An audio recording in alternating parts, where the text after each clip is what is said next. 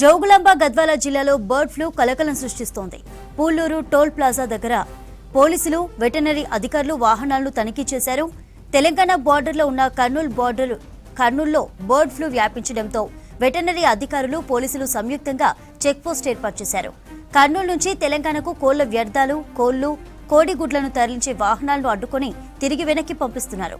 జోగులాంబ గద్వాల జిల్లాలో bird flu virus వ్యాపించకుండా Telangana బార్డర్ను close చేశారు.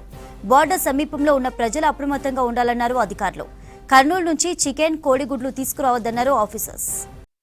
ఆంధ్రప్రదేశ్ పక్కన కర్నూలు జిల్లాలో ఎన్ఆర్పేట, నరసింగారపేటలో బర్డ్ ఫ్లూ వైరస్ వచ్చి అటాక్ అయింది. కాబట్టి అక్కడ రెడ్ జోన్గా పెట్టడం జరిగింది.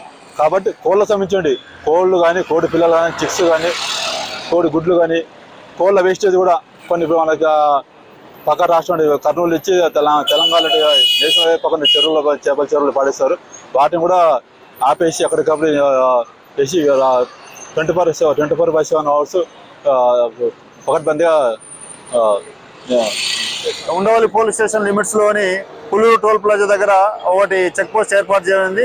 ప్రధానంగా ఇటీవల బర్డ్ ఫ్లూ వైరస్ విజృంభించడంతో దాన్ని అరికట్టేందుకు తెలంగాణ రాష్ట్రంలోకి పక్క రాష్ట్రం నుంచి ఎటువంటి కూడా ఈ బర్డ్స్ రాకుండా టోల్ ప్లాజా మన చెక్ పోస్ట్ ఏర్పాటు చేయడం.